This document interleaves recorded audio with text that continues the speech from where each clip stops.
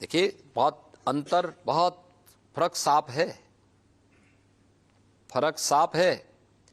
Samajwadi party की सरकार आई थी 2012 में। पहला काम क्या किया था?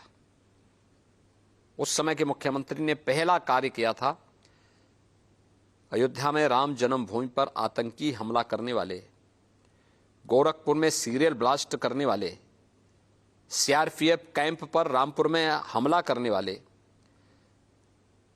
कचहरियों पर, वाराणसी, अयोध्या और लखनऊ की कचहरियों पर हमला करने वाले उन आतंकियों के मुकदमों को वापस लेने की उन्होंने शरारत की थी। हम धन्यवाद देंगे, उस समय की उच्च न्यायालय इलाहाबाद ने उसको रोका था,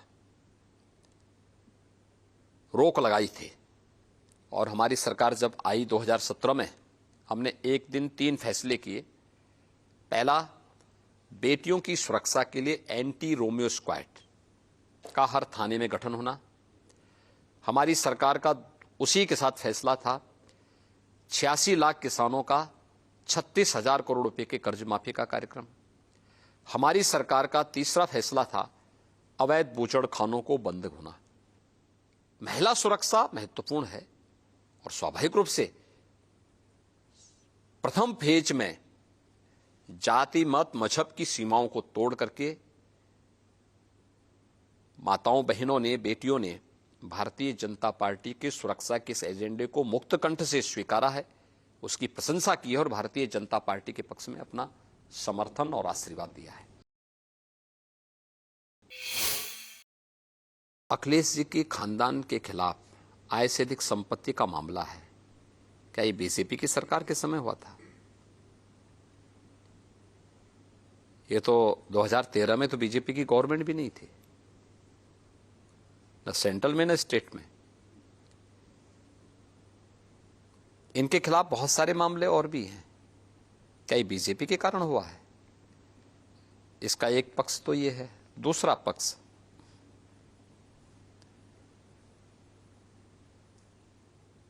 हमने 5 वर्ष के दौरान 33 मेडिकल कॉलेज बना रहे हैं। एक जनपद एक मेडिकल कॉलेज की तरफ हम बढ़ रहे हैं।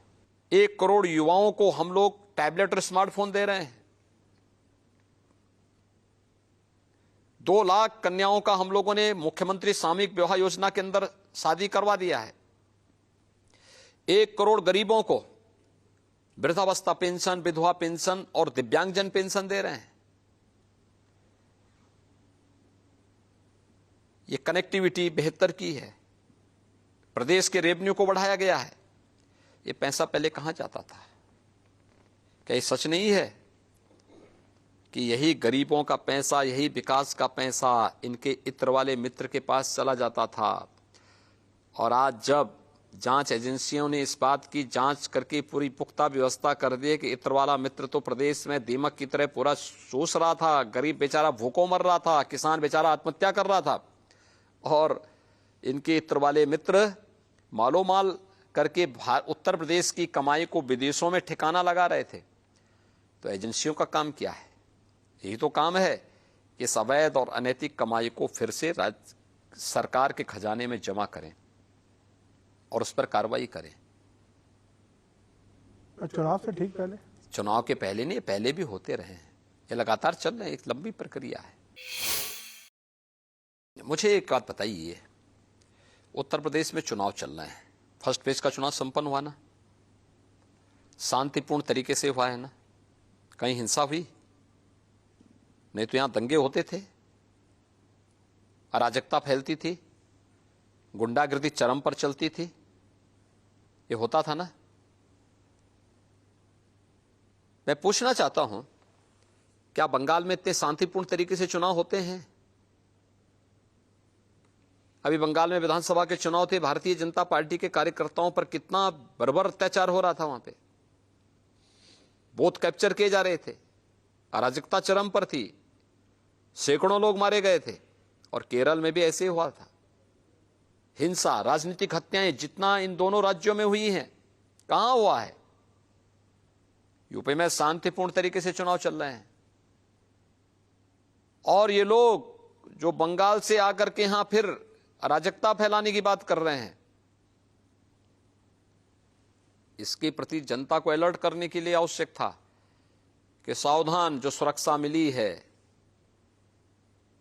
जो सम्मान मिल रहा है, इसमें सेंध लगाने के लिए लोग आ गए हैं यूपी को फिर से उस तर्ज पर आग लगाने के लिए, और ये कतई मत होने देना।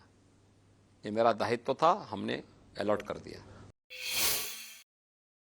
भारतीय जनता पार्टी ने जो एक लक्ष्य दिया है कि फिर एक बार 300 पार, तो हम 300 पार के लक्ष्य को प्राप्त कर रहे हैं।